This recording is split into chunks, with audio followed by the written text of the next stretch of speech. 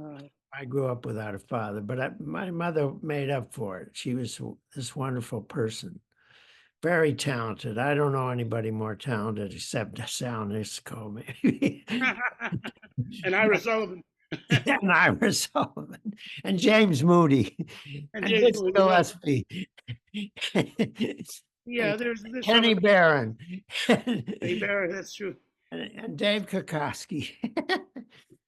Anyway, so where was I? We were talking about your mother, Oh and yeah, you're a very talented person, and yeah, having the dance classes in the living room. You're coming home yeah, from school, yeah. and there's the dance classes, and My so then aunt you went to played Juilliard. my aunt played piano for the classes, and my aunt taught me from the age of 5 on piano, and I got up to playing Bach inventions, but I was crazy about Benny Goodman, so I wanted a clarinet. And Wow. then when I was 9, I got a clarinet. So you started that early. So you were playing along with Benny Goodman records, and Yeah, I had this Victrola wind up oh man, that is wind up Victrola, which had a speed button on it. oh, so you could listen to them slowly. I could The slow it common things, down. right? Yeah, No, but when you slow it down, it changes the key. I know. I had a Oh, similar. you have to adjust that. Now I have in my phone this wonderful app. Uh-huh. Uh, show you right now.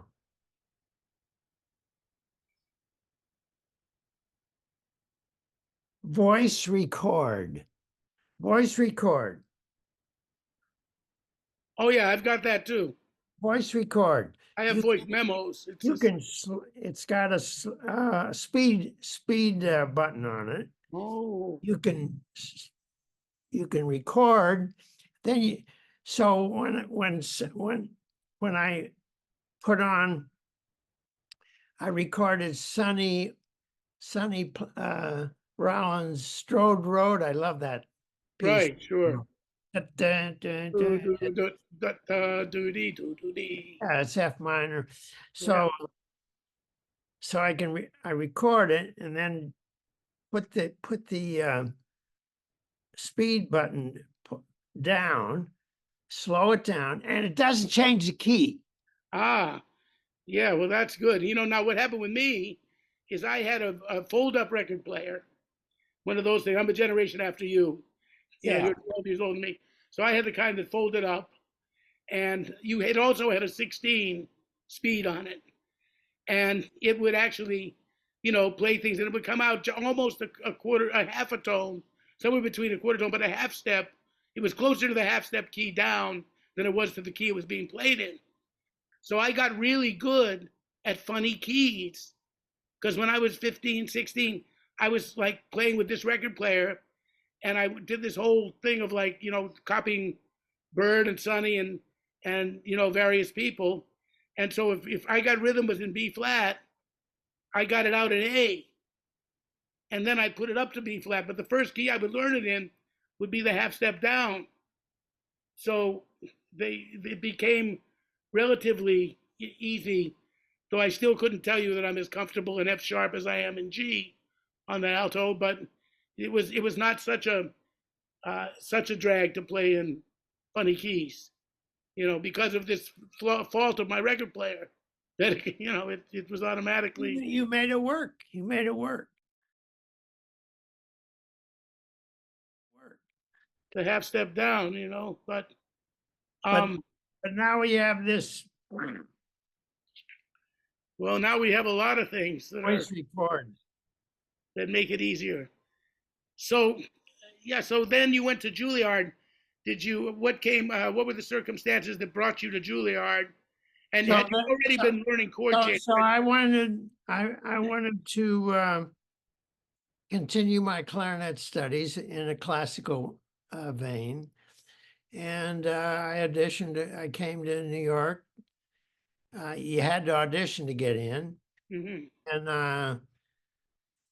So 53, we're talking about 1953. I was one. September, I started Juilliard. In 1958, I graduated. And 1959, I started freelancing.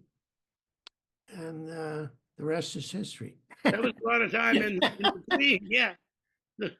That's like they asked Dudley Moore once about his marriage to Tuesday Weld. He says, well, I looked at her, she looked at me, and the rest is mystery. Very good. He was very talented. Yeah, he was too. But so yeah, I heard him. I just heard him recently. I heard a track he played, "The More I See You" in a groove. It was nice. Yeah, he was kind of an Oscar Peterson influenced player without without Oscar's chops. But yeah, who did have those chops? Very few. So it took you that long from 1951 to 58, but you must have been playing some gigs along during that time that you were at Juilliard. I didn't play that many gigs when I was at Juilliard. Really, No. they kept you working, but you went out and you listened, I right? had great teachers. I had a great clarinet teacher, Daniel Bernard, and I had a great teacher, harmony and composition, Henry Brandt. Oh, I had heard of him. And did you learn changes? Had Ellsworth Brown showed you chord changes before you went there? You knew about structures of tunes and chords, key centers and all that. That's what I studied. Bonnard, is that this Bonnard of the Bonnard ligature? Yeah. I know. He came up with the idea to free the sides of the reed. See those rails in there? You see the rails there? Inside. Let me look. Inside. Oh yeah. The two bars at the back of it. Yeah. So he discovered that if you freed the rails, the rail of the reed, the sides of the reed. Yeah. See those? Yeah, these two things in the back there. Right? Yeah. That was his idea. Yeah. So now getting back to your clarinet career, that's interesting. So, when you were at Juilliard, were you contemplating being like a Stanley Drucker, that type of, a real serious classical clarinetist? What were your I had this misconception that that I could have a career, that I may be able to have a career as playing classical and jazz. But then I found out later that you have to specialize. Well, Eddie Daniels sort of managed to. But Eddie I met when I was going to my first clarinet lesson with Bernard. He was coming out. He's a James Moody. He practiced more than anyone I know. He's what we would call a maven, right? The word is. There's nobody play the clarinet like Eddie Daniels. Yeah, he still practices like that. Yeah, I'm sure he does. In fact, we did a lovely episode of this podcast with Eddie. Oh yeah, he would be fascinating to hear what he had to say. Yeah, you could. I want to hear that. I want to watch that one. Yeah, Eddie has a lot to say, and he's mellowed a lot through the years too. But he can play the clarinet better than anybody I know. Yeah, me too. I never, heard anybody better on. As Long As I Live, you know that song? Yeah, sure. He tears it up. Yeah, that's funny. You mentioned that tune. That tune that's on a video of Bird with Coleman Hawkins, which they call Ballade. where Bird plays the bridge, and he plays this thing and makes Hawk just go like, and that's on the changes of As Long as I Live. Oh, really? Did Yeah. Did you hear this story that came out recently? I came across it on my browsing, I think, that Bird had a gig, was playing at Birdland or somewhere, maybe, I don't know if it was Birdland. And Stravinsky was there. And Bird knew it. And he quoted, Petrushka, right? yeah, he quoted Stravinsky's licks. Yeah, well, Can you imagine? well, That's- actually, I knew the guy that sent Stravinsky there. Really? Yeah, when I lived on McDougal Street in the 70s, there was a little instrument repair shop, a string instrument repair shop across the street next to a grocery store from when I lived at 49 McDougal Street, right off of Houston Street. And it was called Pietro Carbone, Carbone. And Pietro was in there, and he would open his windows in the summer and always be playing beautiful classical music while he worked on repairing the instruments. So you'd hear all kinds of things, and it wasn't just your classic, some obscure things. You'd hear things like Samuel Barber, besides Bach and Beethoven and Schubert and Chopin and everything. But you would hear, what's his name? Anyway, all kinds of contemporary music and stuff would come from Pietro's shop. So since I lived across the street, and I'd always be coming from somewhere with my horn usually, I walked in one day and introduced myself and just sat with him and talked about life. And that became a place where I would hang on my way home. I'd sit for a half an hour, sometimes an hour in Pietro's shop and just talk classical music with him because I didn't have a formal musical education and was always hungry to learn about it. So I hung out with a lot of classical musicians and people like that because I had quit high school at 17 and never had a formal training. But one day he said to me, "You remind me of another guy who years ago used to come into the shop, and he was like a little jovial brown guy like you, and he wanted to know a lot too." He said, "You got to be familiar with Charlie Parker." I said, "Yeah, of course." He said, "Well, he was sitting right where you'd sit, right over there, and talk to me like the way you and I are talking."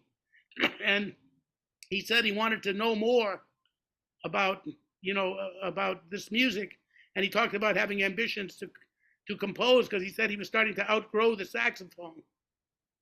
And I introduced him to Edgar Varese and the other cat, Messiaen.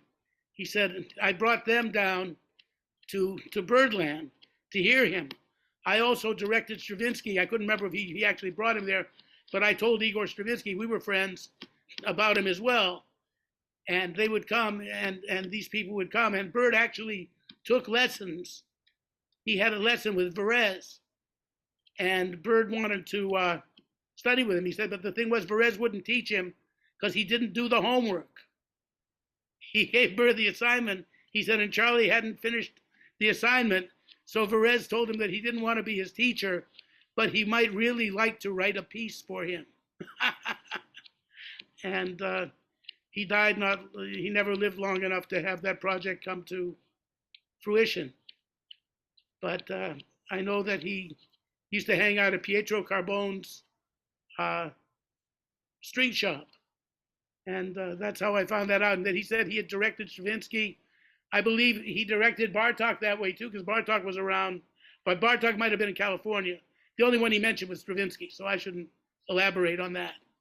But he did say he hipped a lot of people in the classical world to Bird. And So this is Edgar Perez you're talking about? Edgar Varese. But the guy who I'm talking about is Pietro Carbone, who was a string repairman. Uh-huh. He was good friends with that whole crowd. Oh, I see, yeah. Of musicians.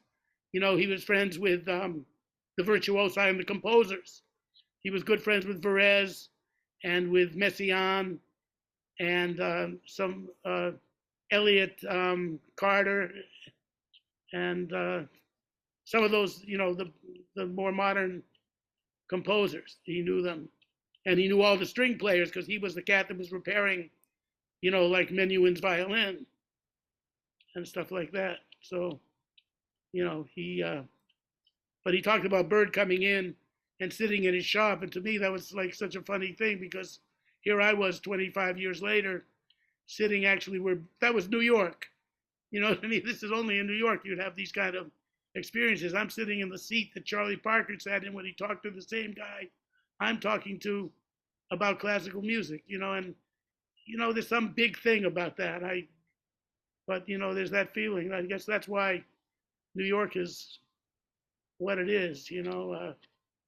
My daughter. You had that experience. That's great. Yeah, I mean, well, I think a lot of us have had that. Know about that guy on McDougal Street? Oh, string shop, you said, yeah. Yeah, Pietro Carbone, Carbone. I don't remember if it was Carbone or Carboni, but he was a white-haired man, and he was always working on his repairing these instruments, and then he'd play this classical music while he did his stuff, and but that was like my daughter Emily has one of her tunes has a lyric of like it's called New York City, and one of her verses is, "The city is a chorus of those who came before us, and I love the way they sound." Nice. So it's now you've been you're a father of a very productive young middle-aged now musician, but Ben, you've been quite a good father and have developed a close relationship with your. Well, we have a gig coming up November 27th at Smalls. That's my next gig. Oh, that's great. Quartet. I think it's going to be my 90th birthday celebration. Oh, happy birthday. What day is your birthday? November 9th. My sister's birthday. Really? Yeah, quite a few people the November 9th, yeah. So I'm going to celebrate my birthday out in California with one of my oldest friends that a guy I met when we were in 6th grade. He lives in Palo Alto. So we're going, my wife and I are going to San Francisco, and we'll celebrate our birthdays. I met him at Sunday school. Which is Sunday school, 6th grade. So that was Reformed Jewish religious school, right? Yeah. So I go home from Sunday school and I tell my mother, "Mom, I met this kid." I said, "I never laughed so much in my life. For 2 hours of classes, we just laughed and laughed." And she said, "Oh, who is it?" And I said, "John Elman." And she said, "Oh, I was in the hospital with his mother. His birthday's a week after mine." So we have that bond in the same week of the same year to our mothers, even, And then so from then on, we've been friends. Probably stayed friends because he lives in California and I live in New York. But we're going to get together and celebrate. Oh, that sounds great. Come back and do that gig. Now you have some grandchildren. You have another son as well. He lives in Kansas City. And that's from a first marriage, or? Yeah, that's from my first marriage. Yeah, that's from my first marriage, but he's my stepson from her first marriage. Oh, okay. And he and Ben are 5 years apart. And he's a big jazz fan, not a musician. And so I'm hoping to connect with that Kansas City group there. There's a big band there. I'm hoping to go and do my big band show there. Oh, that'd be great. Yeah. Do you know Brad Gregory? Nope. Yeah, he plays tenor in that band. I've never been to Kansas City. Oh, really? Yeah. Yeah. I mean, I've been to Europe 70 times and hardly ever, I don't even know the United States. Because it was like, you know, a lot of us, I mean, Sal Nistico, Charlie Mariano, me, it was like there was no work. If you wanted to just play jazz, there was no work in America, you know, not enough to sustain a life, you know, and so I had to go on the road a lot. I'd be, you know, at least each season I would make 2 or 3 weeks of the season in Europe over a period of 15, 20 years. I learned to speak French and Italian, and you know, just from being there a lot, you know. But you know, Sal was living in Bern when you know, toward the end of his life when we were hanging out. He was, and Charlie Mariano ended up in Stuttgart, not Stuttgart, Cologne, I think. And did you know Charlie at all? No. You never. So when did you? My question though is, so now you're at Juilliard, and you're thinking that you want to play the jazz and classical, and you're seeing that it's not really feasible. So I summer of May of '58, I graduated, and that August or that summer, July and August. There was a World's Fair in Brussels that year, and the Juilliard Orchestra was invited to perform. And so when they booked that, the school decided they would try to arrange a tour, which they did, and we toured all over Europe, and did the show in Brussels. and this was strictly a classical orchestra, right? Because at that time, Juilliard didn't want anything to do with jazz. Right. Am I right?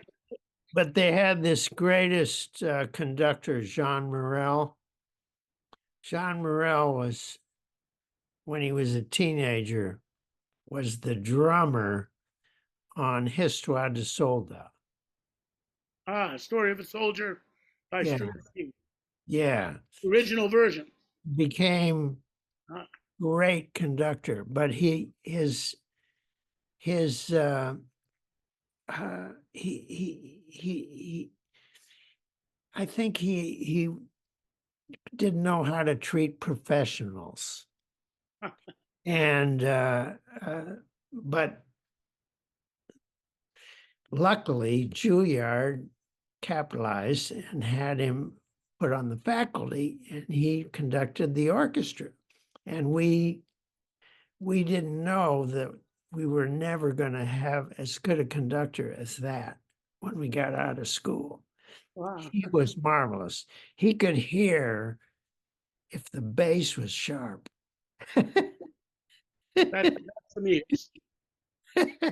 He could have these big ears, and he was marvelous.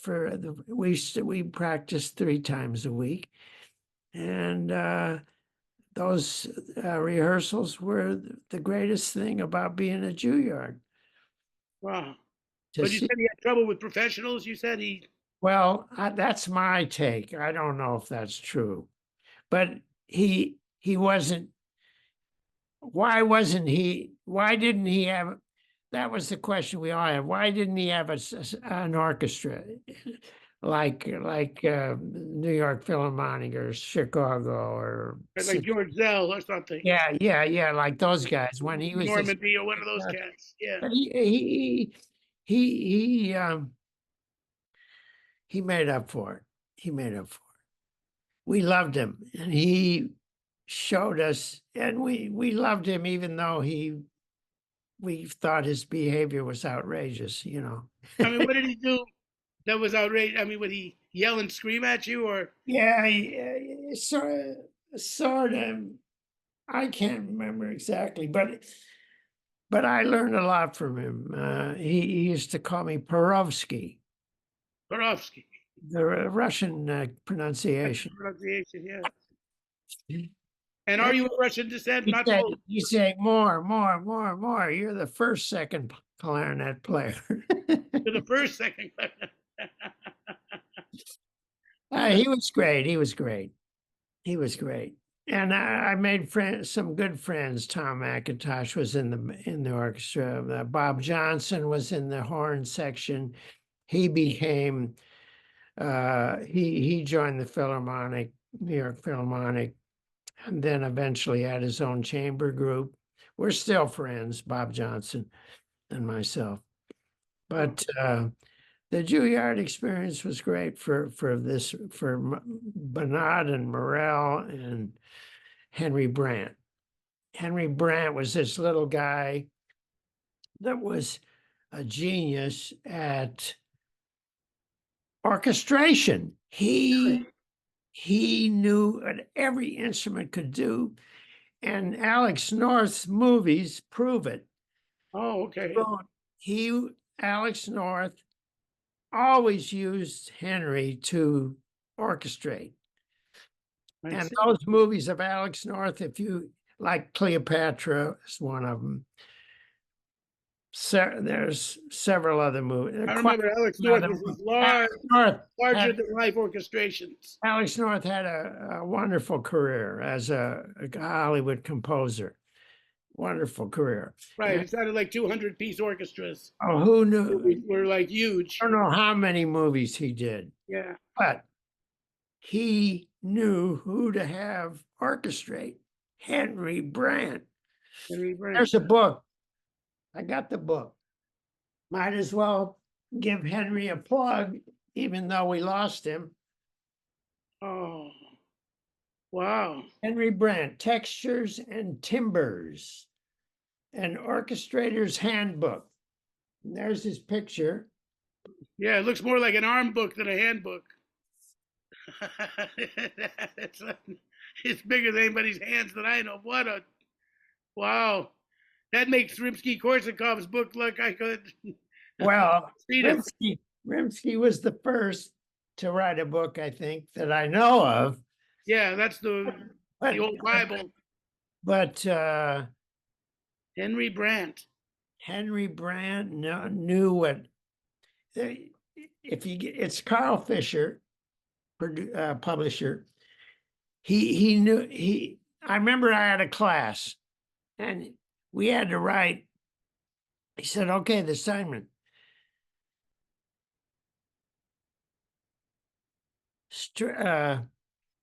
Bassoon in the upper register." Like he knew that the registers of the instrument made a difference whether they could play loud or soft.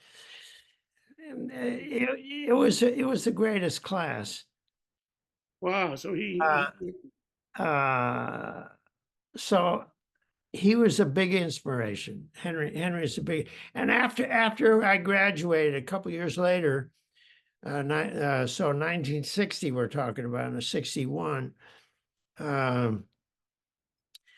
I got together with Bob Donovan. Did you know him, alto player? I knew who he was. Yeah, Bobby Donovan. Very well. One time, it was funny. I was at Phil Wood's house, and Phil needed to call a sub, so he called Bobby Donovan, and I'll never forget his greeting to Bob Donovan. He said, "Hey, Brain, you free tomorrow afternoon?" Because Donovan's Brain was the movie. Yeah. So Phil called him Brain. Hey, brain. Yeah, well, I met Phil Woods my first week at Juilliard.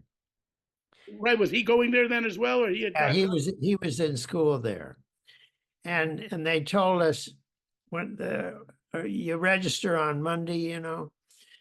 So you register on Monday. They said there'll be a party in the lounge on Friday. You can bring your instrument. There'll be a group playing, and I walk in, and there's this alto player playing, and I'm thinking, wow, this guy, who is this? It was Phil, of course. of course. Yeah. And He was there as a clarinet major also, like you were, well, right? he was with Jimmy Abato. Vincent Abato was his teacher. Uh-huh. Vincent Abato was like first call alto sax clarinet, beautiful clarinet player. He was a student of Bernard also, but one of the greatest clarinet players you'll ever hear. About him.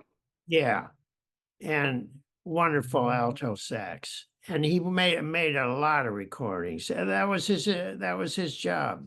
I recognize the name. I recognize the downbeat ad with the signature Vincent Abato in it Vincent Abato. for something. Yeah. I remember Yeah. seeing his name there. He was the sax teacher at Juilliard. Yeah, I never talked to Phil about who his teachers were. If you were a sax major, you studied with Jimmy. Jimmy was. How did they get Jimmy from Vincent? That I know. Oh, maybe his middle name was James. Vincent. Could have been. That's probably true. Anyway, So Phil was there and he was playing alto. Phil was at school, and Scorpio, Phil. I think he had one more year after that, 54, and then he was off and running with Charlie Burnett's band and off on his own career, you know. But he was very sweet. He after a couple tunes, he asked us to sit in, and he'd say, "What do you want to play?" I think I played "What's New" on the clarinet, and that was Phil Woods. My introduction to Phil Woods. That's beautiful. That's a lovely story. Now, other cats that went to Juilliard, you weren't there when Paul Bley was there. No. No, because I know he went to Juilliard. But I play. Did you play those sessions on 28th Street? Gary Hawkins. Gary Hawkins was a drummer. He had this loft on 28th Street and Broadway or 6th Avenue. Did you play those sessions? It was open every night. Every night you could go Familiar. up. Huh? It sounds familiar, like in the late 60s, early 70s. No, this is before because this is 60s. 60s. No, I wasn't old enough yet. Yeah, yeah. Oh, no, yeah. I hadn't even really started playing yet. 64. No, I was still a baby. Yeah, 64. I started working. That's when I worked with Peggy Lee, 64. Now, that was an interesting thing. Like, did you, I mean, she's a hero of mine, you know, always has been. Oh, me too. What was it? What was it like? Did she social? She was friendly to musicians, I'm told. You know, She loved musicians. She was very sweet. But who, and talk about talent. My God. a writer, and I mean, Fever. yeah.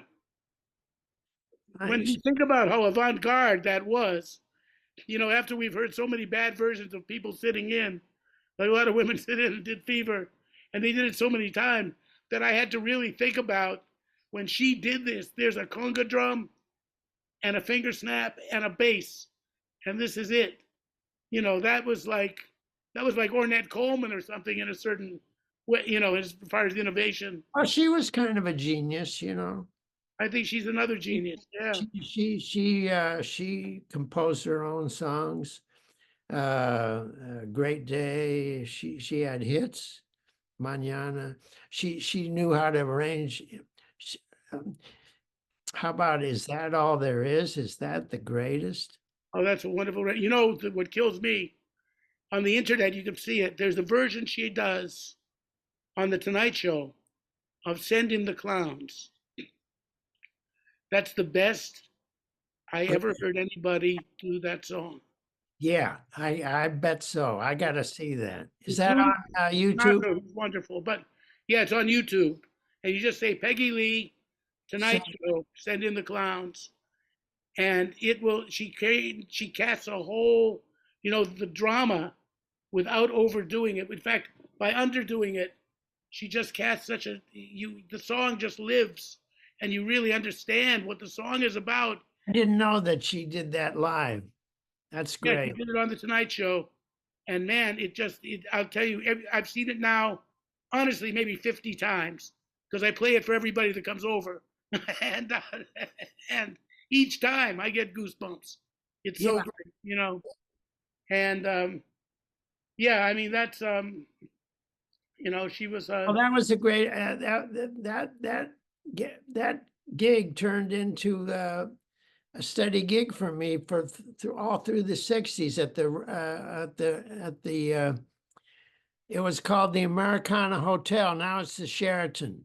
right, but it was the Americana that was a famous The nightclub was called the Royal Box. Royal Box, and so And he stayed there after Peggy. I mean, there's a litany here. I mean, I was looking you up because I try to study, things that I didn't know about you. And let me just read this down so people can just hear the litany of people that Frank Perowsky has been part of the orchestra behind. Um, he has played with Peggy Lee, Sarah Vaughan, Billy Eckstine, Nancy Wilson, Frank Sinatra, Mel Torme, Michel Legrand, Stan Getz, Jimmy Dorsey, Woody Herman, we've talked about that, Tito Rodriguez, Johnny Richards, which I want to get to that too with us for a minute, Bill Watrous, which we mentioned, Thad Jones, Mel Louis, Roland Hanna, Chico O'Farrill, our very good friend Mike Longo, and then Liza Minnelli's band pretty much steadily for 35 years. Does that sort of cover it? that is me. That's my life. Yes. That's your life. So I would like to just, since we can do this in two parts, we don't have a restriction, I want to, if you don't mind, to go through some of these people. And if you have nothing to say about it, yeah, great gig. Sure, a lot of fun. Well, that's fine. But are there any, as Well, we talk? I like singers, I like singers because I write, so I have my own tunes and I'm always interested in good singers. I didn't know you wrote tunes with, do you write lyrics too? No, that I don't do. Do you have somebody who's a lyricist who's actually? But I did one of my best tunes is called Song of My Dream, which is on Mike Longo's CD Oasis, sung by Hillary Gardner, who's a very beautiful voice. She's on the scene now. I've heard of she's doing her gig. She's doing a lot of gigs. So that song started out, it's very chromatic. So when I finished it, I thought, gee, this is so chromatic. It reminds me of Duke Ellington. I'm going to call it For Duke. I'll make a tribute to Duke. Da da da da da da da da da da da da. Very chromatic. So what am I getting at? Songwriting and singing. So when I connected with Philip Namenworth through Roger Rosenberg, good friend of mine. Roger, mine too. I produced a CD for him. Oh, you produced that nice CD with Autumn in New York? Is that? Yeah. What's Yeah, CD? I got a bunch of them. Anyway, Roger introduced me to Philip, and Philip, I said, come on over. I want you to write a lyric for me. And I told him I wanted to be about Duke Ellington. And I took him over to the corner of, I was living on West End then, on West End, 103rd Street. I took him over to 105th and Riverside. And that's where Duke used to live. I didn't know that. Yeah, he had an apartment there. And we sat there. I said, I come over here and I kind of fantasize if Duke came walking out, if I'd have the nerve to speak with him. But anyway, Philip came up with a beautiful lyric called Song of My Dream. And Mike Longo's band played it, and did Hillary sing it? and Mike liked it in my arrangement, and it's on the record. Oasis. Oasis, Mike Longo, big band. Yeah. Yeah. And He was a beautiful person, wasn't he? greatest guy. Great. We just did a tribute at Birdland a few weeks ago, August 18th. We just did a tribute. We're going to do it next year too.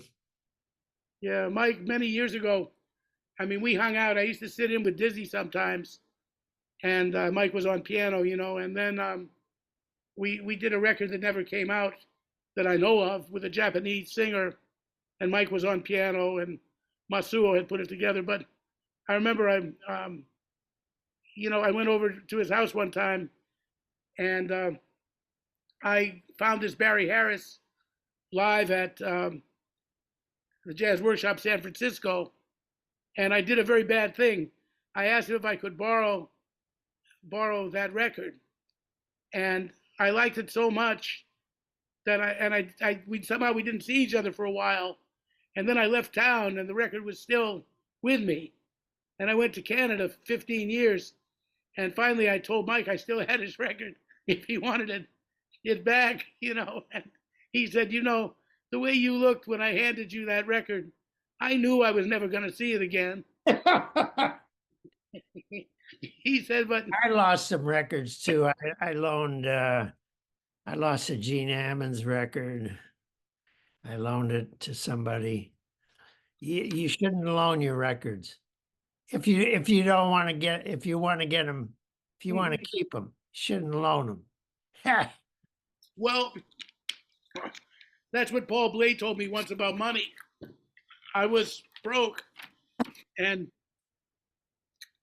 the electric company, the bill had to be paid. So I asked Paul if I could borrow a couple $100. And Paul said no. He said, I never lend money, but I'm going to give you $200. And then if you ever feel like giving it back to me, and he said, because if I lend you $200, you might see me and cross the street to avoid me because you give me money. He said, if I give it to you, then we're never going to have that problem. He was brilliant. I started to talk about that. The Lofts on 28th Street, Gary Hawkins, drummer. Right, before my time. Open every night, doors open. You could go up there and jam with the guys. And Paul, I was up there, and Paul Bley came in. And he said, okay, when you're smiling. Fascinating. Beautiful player. Yeah, he could play a lot of ways. He really So good. So could do good. that, and There's another genius. yeah, he was. And well, Mike Longo took lessons with Oscar Peterson. I think so did Paul Bley, because he was from Canada. yeah, but he went to New York very early when he was 16. He went to Juilliard at 16. And so I knew he was classically trained. Yeah. yeah, he had that, and he he was actually, Paul was always, they used to call him Buzzy Blay. And he was always around. He was always a wheeler dealer and a hustler. It was in his nature. He was, it was like some people, you got to force that. But he could organize things. But when he was 16, he brought up Charlie Parker, Sonny Rollins, Jackie McLean, and Drew Moore, all up to Montreal and organized the concert series. And then he went to Juilliard, and he, much like he was, while going to Juilliard, he was listening to everybody, and, he was out there playing. But he was my daughter's godfather. What years was he at Juilliard? I don't know the exact years. I know whenever he was 16 is when he went. And he didn't stay long, but he did stay a year or two. And my daughter has two godfathers, and Paul was one of them. And he would joke with me. He'd say, Bobby, join the avant-garde. It's where the money is. He kept saying, you don't make any money playing bebop. If you want money, he was trying to get me. I did do a free jazz record with him and John Abercrombie, which I'm not sure if I like it or not. But, thanks a lot, Bob. Thanks a lot. I'm honored that you even wanted to have me do this for your series, podcast series. Well, it's been an honor to have you, Frank, and thank you. Great to talk to you, and we're brothers. I learned a lot. We're brothers, yep. And, there's we love bebop. Oh, yes, brothers in bebop. Bebop is the greatest music that ever happened, I think. And you've been through it all. From Palestrina on, you went to Juilliard. So you're from Palestrina all the way. Very good. Yeah. Talk about name dropping. I was just gonna say, I really know how to drop those names. That shows that you know something. I know of something. I'll tell you just a quick story before we go. One time, I had a roommate who was a great clarinet player who never became famous, but he was his favorite was Carl Leister. Oh, wasn't Stanley Drucker? No, but he had studied with Stanley Rousseau. What was his name? Rousseau. Charlie Rousseau. Oh, Charlie Rousseau. I knew him. Yeah, well, Bob had taken. He was good. He was good. He was great. So often the classical music would play on the radio in our house, and we'd come in and out, So one day I was very, very tired. I'd been up jamming and playing and doing whatever for a few days. And I got home, and I just wanted to hit my bed. So the radio was on, and I went to the bed. I had a little loft bed. I climbed up to it, went to sleep. And when I woke up, I heard this very angelic, beautiful music. And I was convinced for 1 minute that I may have died in my sleep because the music was so ethereal and angelic. And then the radio announcer said, and that was Palestrina. That was my introduction to Palestrina. That was some great music. It was, Gesualdo. Gesualdo, a famous monk, right? He was the cat. He was the Charlie Parker of that music, right? I mean, that music sounds as modern as ever. Yeah, right. That's what I mean. I couldn't believe it was very timeless. It was a whole other thing. So there's a place I could leave a note for you or some comment. I can leave a comment for you on that. Yes. Yes, comments are always welcome. I want to tell people about this book of Henry Brandt's.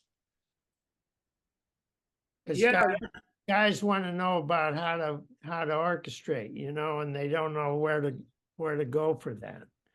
So they could start with this book and then maybe get a teacher or whatever. But the book is marvelous. All right. No, maybe we'll be here, and if you can think of 2 or 3 books that you like, we'll talk about that. Things that you've practiced that you found useful, because there's so many bad books out there about how to do everything. Yeah. thing. So we can talk more about that too. We'll do that. But All thank right. you very Thank much. you. Thank you. Great. Thank you. Thank you. And Uh, thank everybody. Jesse, thank you. Let me And- know when you want to do another part. We'll get to it. The wonderful Frank Perowsky, and happy birthday. It's close enough to November to wish you a happy 90th. This is a milestone All right. birthday. My gosh. All right, we'll let you go, Frank. And God lot. bless. And thank you, everybody, for watching. Okay. Well, Bye. thank you again, everybody. Thank you. Jesse, Bob. Bye. Okay. God Bye. bless. Thanks.